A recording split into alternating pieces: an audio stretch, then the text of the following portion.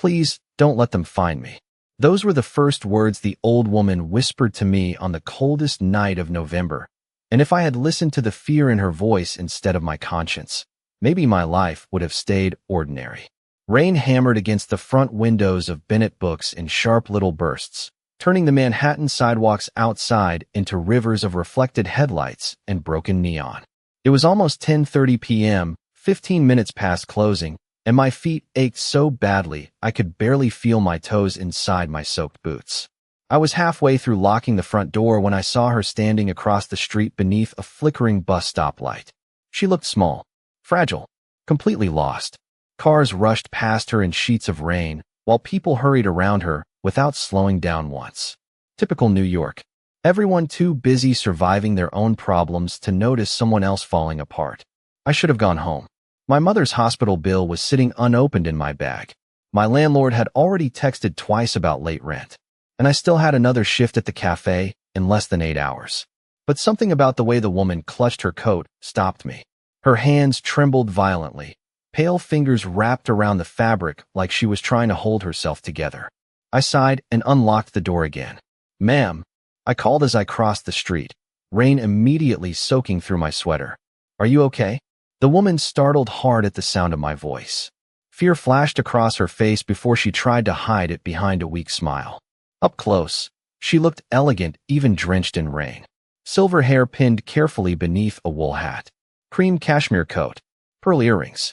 The kind of woman who probably belonged in a penthouse overlooking Central Park, not wandering alone at night in Midtown. "I can't remember where I was going," she admitted softly. Her voice shook. "Isn't that silly?" My chest tightened a little. "Do you have someone I can call?" At first, she didn't answer.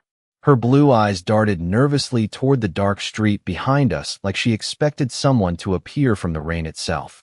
Then she whispered the name. Adrian. The way she said it made it sound important. Desperate, almost. "Is Adrian your son?" I asked gently. She nodded once. "He worries too much." A sad smile touched her lips before disappearing just as quickly. "But if they find me before he does," she stopped talking abruptly. "Who?" I asked. She looked confused suddenly, as though even she didn't know the answer anymore. Rainwater slid down her cheeks while taxis splashed through puddles nearby. I made a decision before thinking too hard about it. "Come inside," I said. "You're freezing." The warmth of the bookstore wrapped around us the second we stepped through the door. I locked it behind us while she stood quietly beneath the yellow glow of the reading lamps, staring at the shelves like she'd walked into another lifetime. I handed her a towel from the employee closet and disappeared into the tiny break room to make tea. Chamomile. Extra sugar. My mom always said warm drinks calmed frightened people faster than words did. When I came back, the woman was holding one of the old classics from the front display. Her fingers brushed the cover carefully. "My husband used to read this to me," she whispered. Before, she went quiet again. I didn't push. Something about her felt delicate in a way that had nothing to do with age. Like one wrong question might shatter whatever fragile thread was keeping her grounded. Outside, thunder rolled across the city. Then headlights swept across the bookstore windows. Not one car. Several. Black SUVs lined the curb one after another so fast, it looked choreographed. My stomach dropped immediately. The engines idled low and heavy while men in dark coats stepped onto the sidewalk with the kind of calm that made the entire street suddenly feel dangerous. The old woman froze beside me. The teacup slipped slightly in her trembling hands. And for the first time that night, I realized she wasn't simply lost.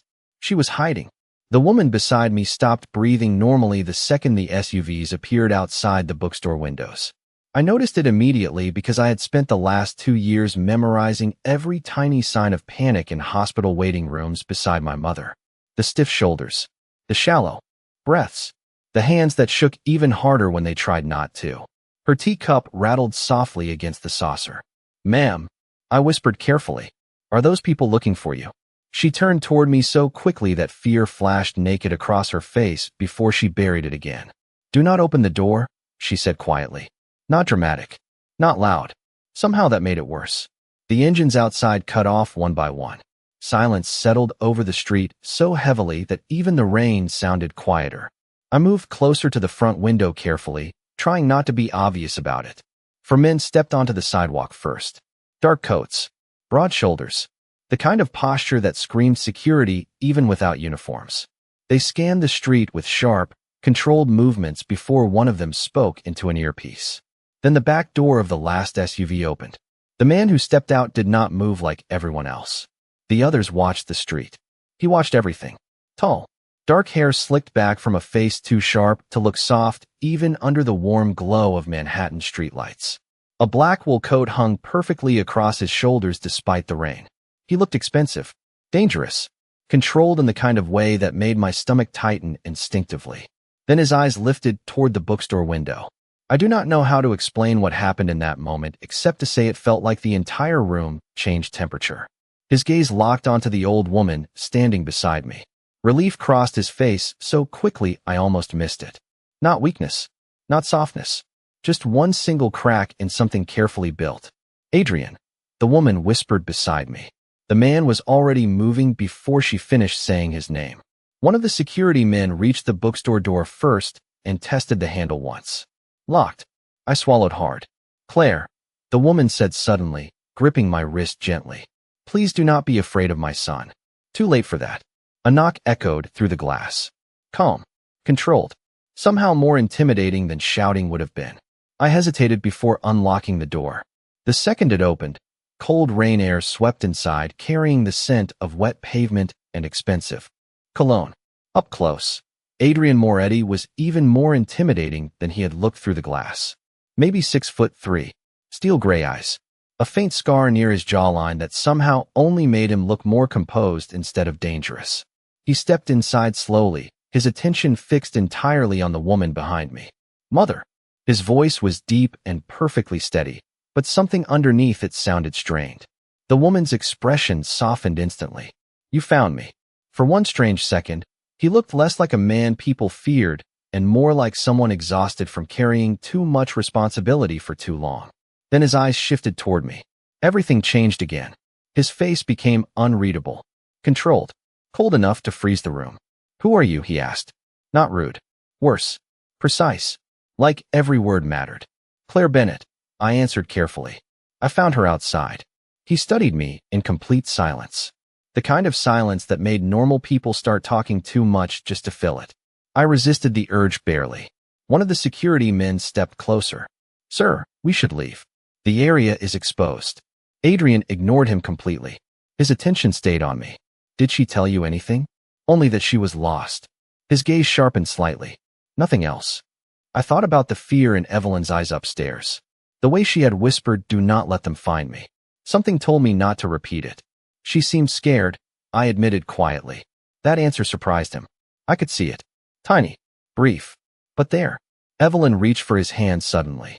She was kind to me. Adrian looked down at his mother for a long moment before his jaw tightened almost invisibly. Then he turned back toward me again. Kindness usually comes with a price in this city, he said softly. What do you want in return?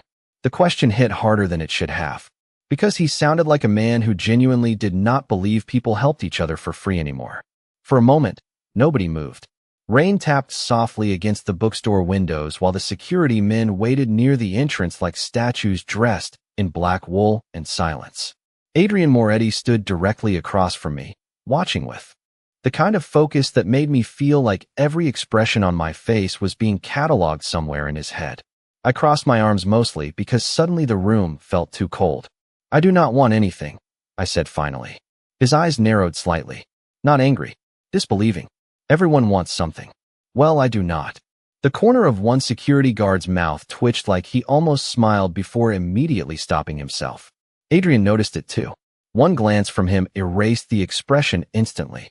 Evelyn sighed softly behind us. Adrian, stop interrogating the poor girl. Mother, you disappeared for 3 hours. His voice stayed calm, but tension threaded beneath every word now. You stopped answering your phone. Because you gave me 6 phones, she replied with surprising irritation. It is impossible to know which one is ringing. For the first time since arriving, something close to amusement flickered across Adrian's face. Tiny, gone almost immediately, but it changed him just enough to feel human. He exhaled slowly and stepped toward his mother instead of me. You should not leave the house alone anymore. Evelyn straightened like she had heard that argument too many times already. I am 68, not 6. And yet I found you standing alone in Midtown during a thunderstorm. Claire found me, she corrected gently. Adrian looked at me again after that. Longer this time. Like he was trying to solve something that did not make sense to him. I suddenly became very aware of how small the bookstore looked compared to the world he came from. Old wooden shelves. Secondhand rugs. Coffee stains near the register I still had not managed to scrub out completely. Meanwhile, his watch alone probably cost more than my annual rent. One of the men, near the door, stepped closer carefully. Sir, traffic cameras already caught the convoy stopping here. Adrian did not even glance at him. Then make sure those recordings disappear. My stomach tightened a little at how casually he said it. Not threatening. Just normal. Like changing weather forecasts or canceling dinner reservations. That was the moment it truly hit me. This man did not simply have money. He had power. The kind people did not argue with. Evelyn suddenly reached for my hand again. You never finished your tea. That is okay, I said softly. You should probably get home. Something sad crossed her face at the word home. Adrian noticed it too. Of course he did. He seemed like the type who noticed everything. Claire, Evelyn said carefully. Would you have dinner with me sometime? I blinked. What? You remind me of someone I used to know. Adrian's expression hardened instantly. Mother. Do not start. She waved him off without even looking at him. I like her. The terrifying thing was that Adrian Moretti actually looked uncomfortable for the first time all night. Like his mother had introduced chaos into a situation he preferred controlled. That is not necessary, I said quickly. You already owe me nothing. Exactly, Evelyn replied. That is why I trust you. Silence settled again. Heavy this time. Adrian studied me another long second before finally reaching into his coat pocket. My entire body tensed instinctively when he pulled out a sleek black business card. No logo. No company name. Just a phone number embossed in silver. He placed it carefully on the counter beside the register. If my mother contacts you again, he said quietly, call me immediately. You say that like she is going to escape prison. Another dangerous, almost smile flickered across his face. You would be surprised. Evelyn rolled her eyes softly. He has been impossible since his father died. Adrian's jaw tightened at that. Something painful moved behind his eyes before disappearing beneath control again. He stepped toward the door, and the entire room shifted with him automatically. His men followed without instruction. Before leaving, he paused once more beside the entrance. Rain and cold air swirled behind him, while Manhattan traffic blurred gold and white across the wet street outside. You should be more careful helping strangers at night, Claire Bennett, he said. Not everyone who looks lost is harmless. Then he walked into the rain like the city itself belonged to him. And somehow, after he disappeared into the darkness with those black SUVs and impossible gray eyes, the bookstore felt quieter than it ever had before. I did not expect to see Evelyn Moretti again after that night. People like her did not belong in my world any more than men like Adrian Moretti belonged in tiny bookstores with broken radiators and coffee rings on the counter. By the next morning, I had almost convinced myself the entire thing felt stranger in my memory because I was exhausted. Then the flowers arrived. White roses. 2 dozen of them. Expensive enough that the delivery guy looked nervous carrying them inside. There was no card at first. Just the flowers sitting on my counter like something from another universe. Claire, my co-worker Mia whispered from behind the register, eyes wide. Who did you save last night? A prince. Probably a serial killer. I muttered while pulling off my wet coat. But my stomach tightened anyway. Because deep down, I already knew who sent them. Tucked beneath the bottom vase ribbon was a small cream envelope. Inside, only 6 words were written in elegant black ink. Thank you for helping my mother. No signature. None needed. I stared at the handwriting longer than I should have. You are blushing, Mia accused immediately. I am absolutely not. She leaned across the counter dramatically. Tall, dark, emotionally unavailable. Terrifying, actually. Even better. I laughed despite myself, but the sound faded quickly. Because the truth was I had not stopped thinking about Adrian since he walked out into the rain the night before. Not because he was handsome. Although objectively, unfortunately, he was. It was something else. The contradiction of him. The way he spoke like a man used to absolute obedience, but looked at his mother with quiet panic hidden underneath all that control. Around noon, the bookstore phone rang. Bennett Books. Claire. Evelyn's voice floated warmly through the receiver. I blinked in surprise.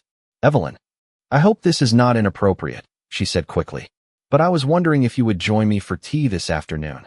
Tea? Adrian says I need hobbies. Her tone dropped into a conspiratorial whisper. Apparently wandering through Manhattan during thunderstorms is no longer acceptable behavior. I laughed before I could stop myself. A pause followed on the line.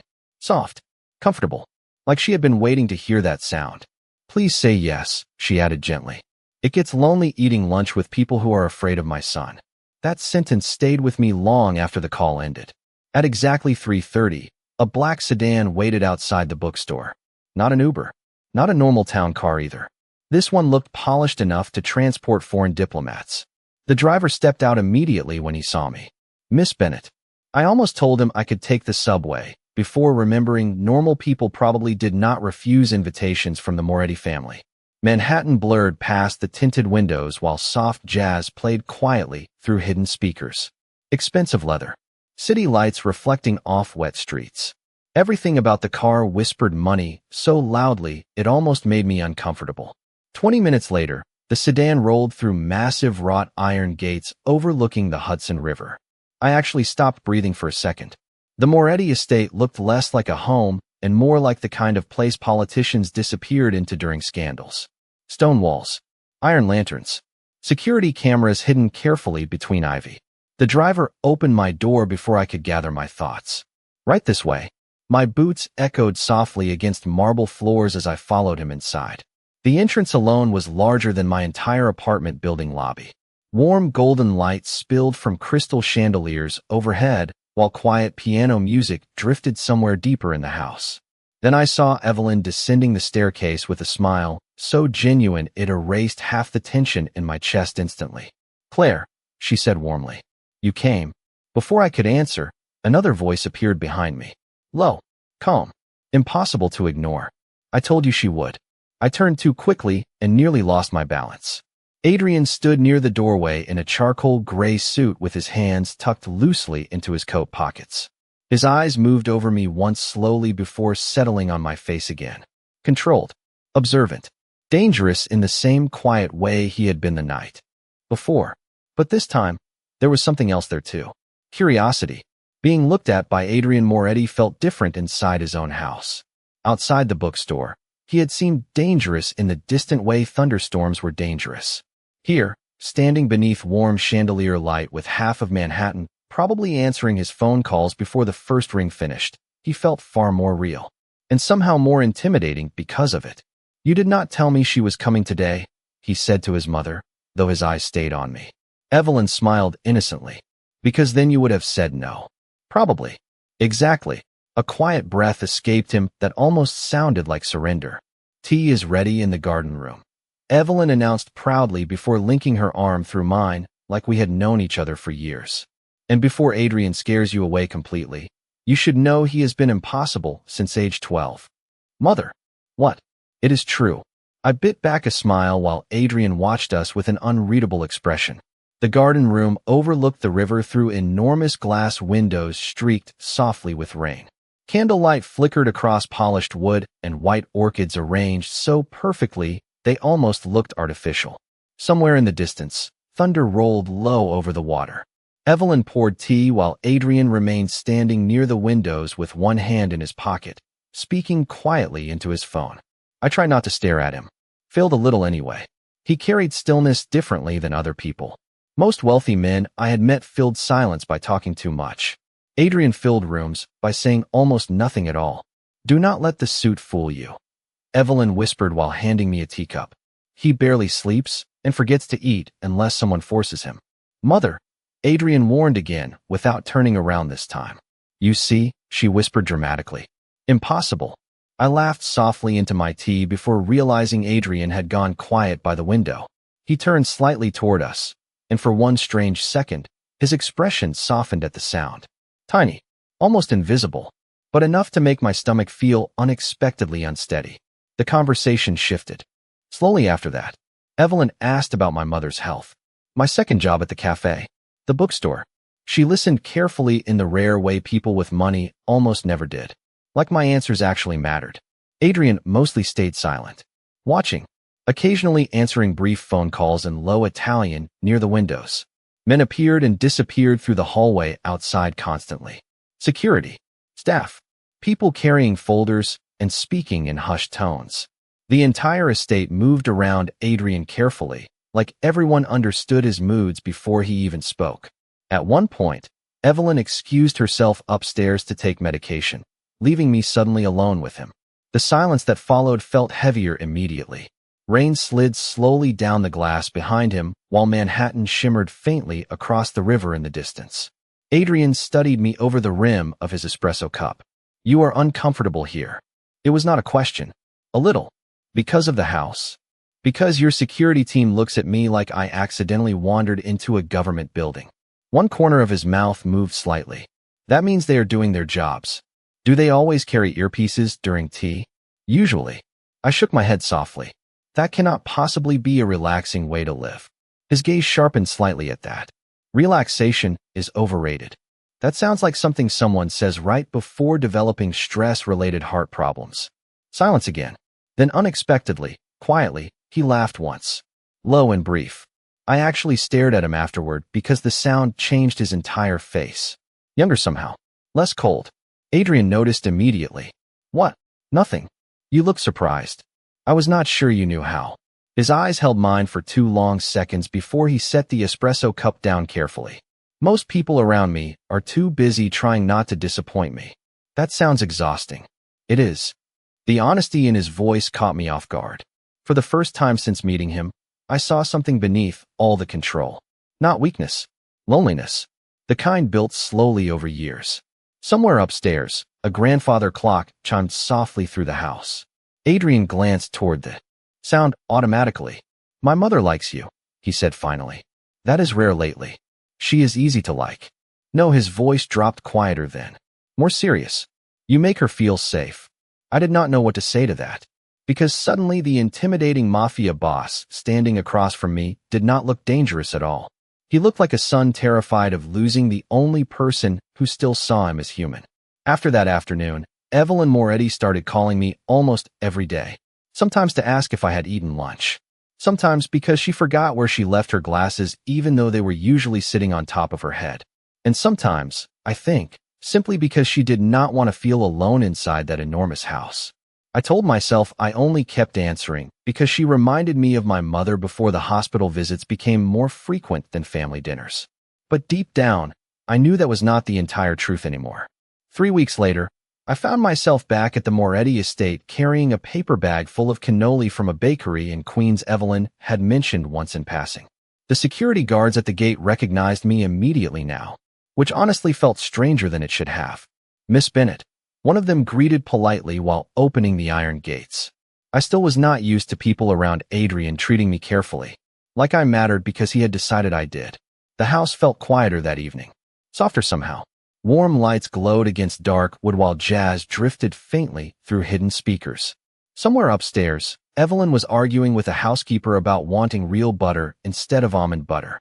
"Healthy food is why everyone looks miserable now," she declared loudly enough for half the hallway to hear.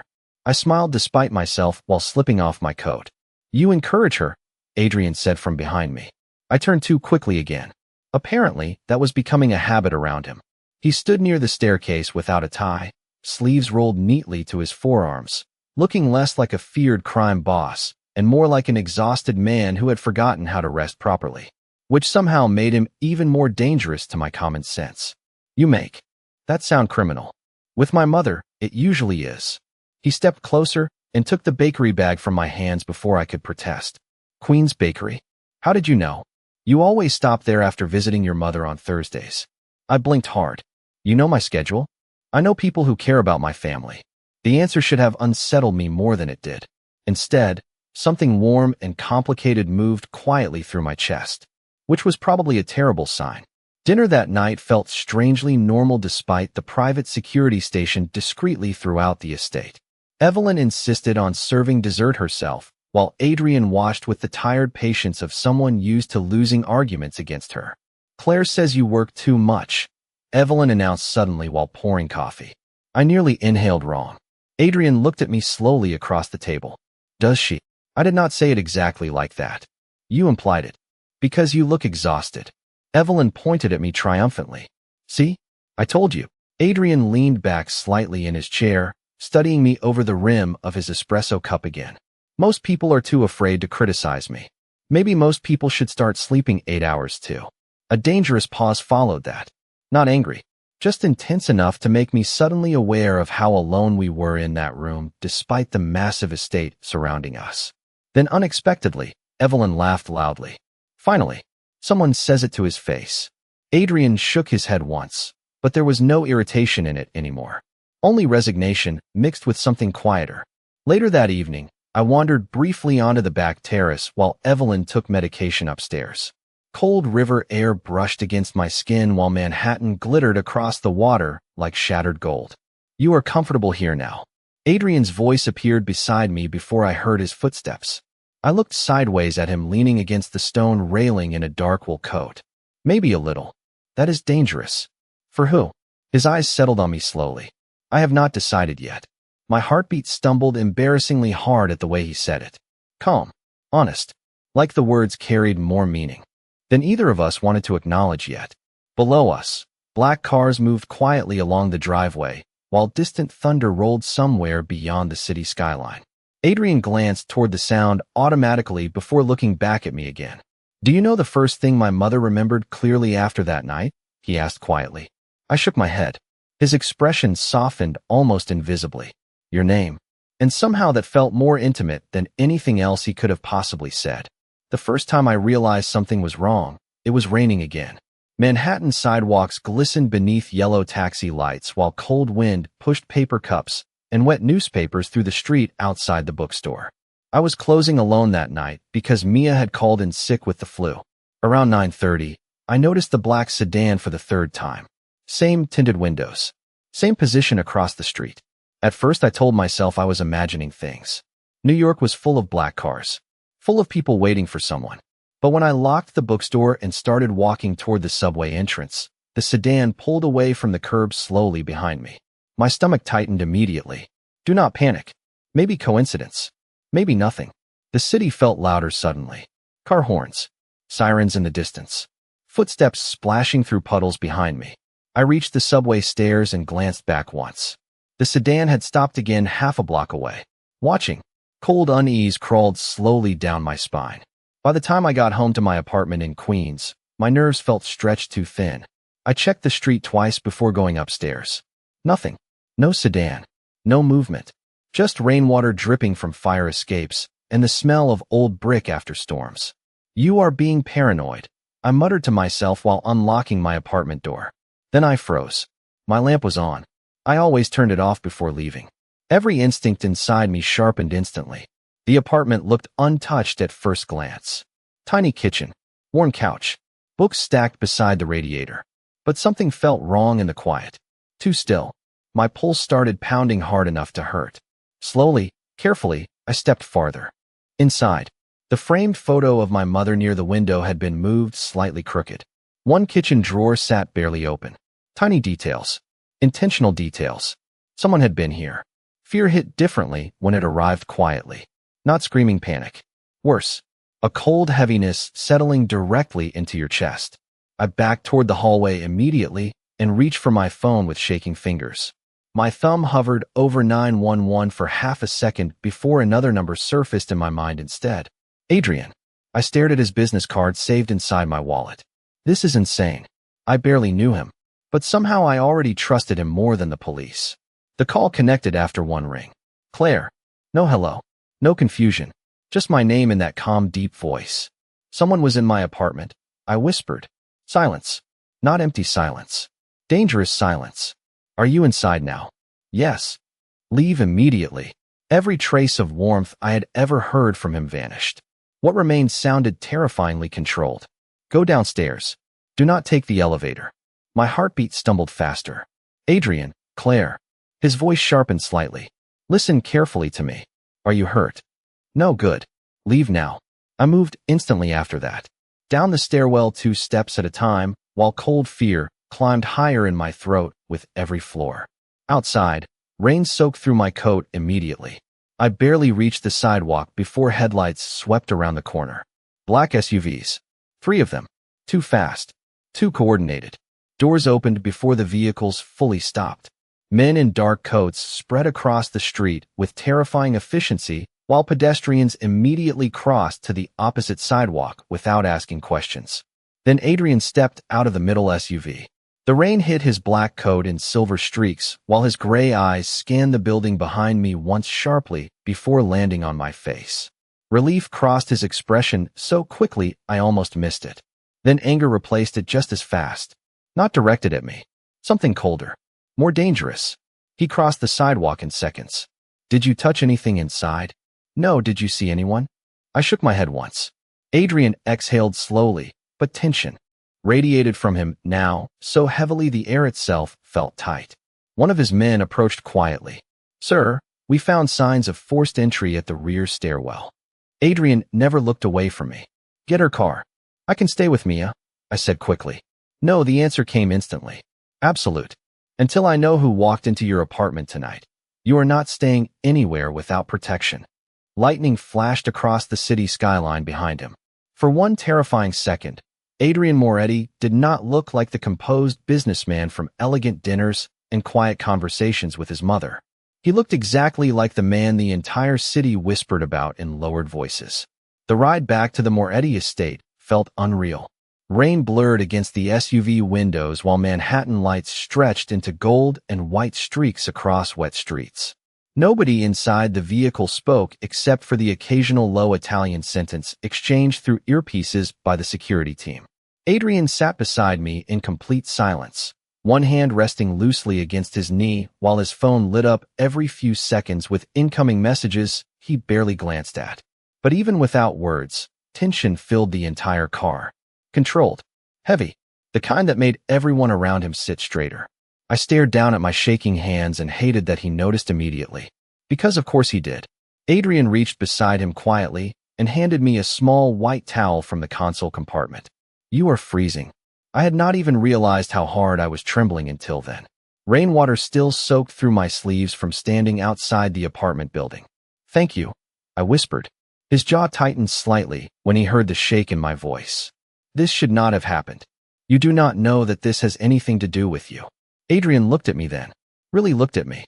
Claire. Just my name. Calm. Certain. Somehow that was enough to tell me he already knew exactly who was responsible. The estate gates opened before the convoy even slowed down.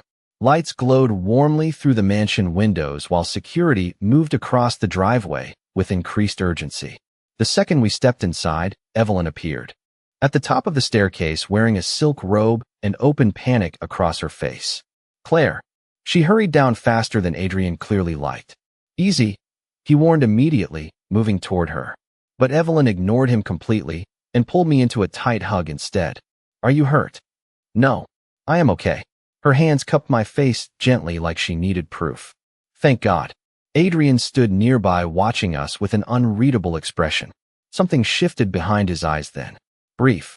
Quiet. Almost painful. Like he was not used to seeing people care about each other openly anymore. A housekeeper appeared moments later carrying tea and dry towels, while Adrian spoke quietly with two men near the entrance hall. I could not hear everything. Only fragments. Find out who leaked her address. Tonight. No mistakes. The air around him felt colder now. More dangerous than I had ever seen it. Not loud anger. Worse. Precision. Evelyn noticed my expression immediately. Do not worry, she said softly while guiding me toward the sitting room. My son becomes impossible when he is frightened. Frightened? I repeated carefully. Adrian entered the room before she could answer. Mother. What? It is true. She pointed directly at him. You pace when you worry. Since age 14. I do not pace. You wore a path into the library carpet after Claire called. I glanced toward Adrian automatically after that. His expression remained perfectly composed except for one thing. Exhaustion. The kind buried too deeply to hide completely anymore. You should rest, he said quietly to me. A room has been prepared upstairs. Adrian, I cannot stay here. You are not staying alone tonight. The answer came instantly again. Calm. Absolute. I opened my mouth to argue before realizing he was already looking toward one of the security men by the doorway. Double the patrol near the east gate. Yes, sir. This was his world.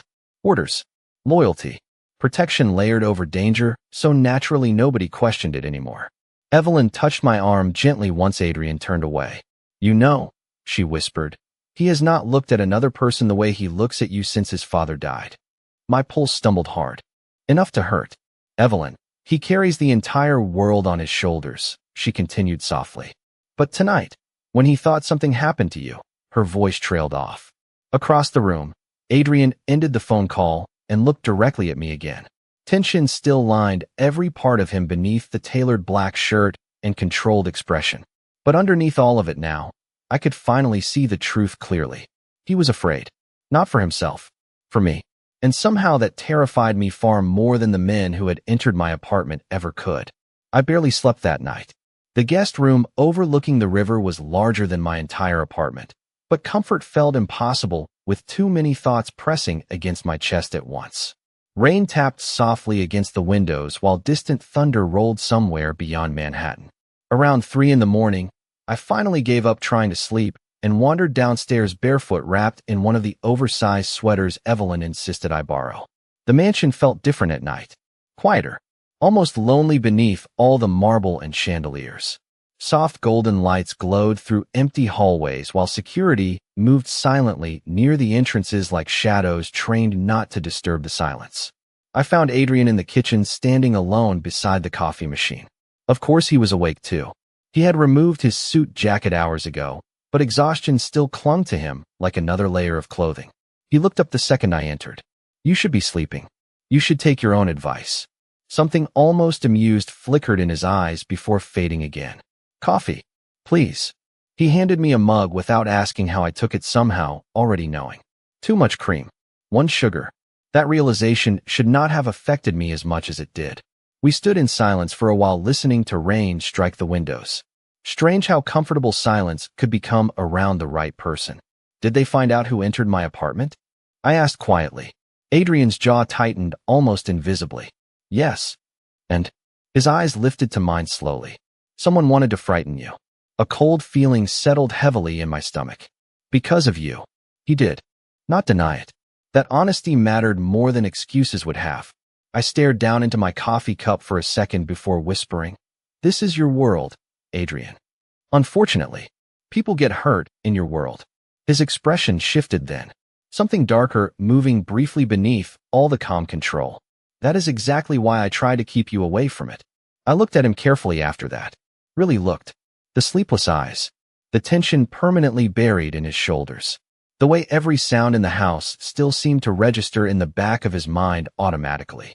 Adrian Moretti moved through life like a man who never truly relaxed because somewhere deep down he believed disaster would arrive the second he did. "You know what I think?" I said softly. "I think everyone around you is terrified of disappointing you because they are terrified of losing your protection." His gaze sharpened immediately. "And you are not." "No." The answer came easier than I expected. "Honest too." Adrian stared at me so intensely my pulse stumbled. "You should be."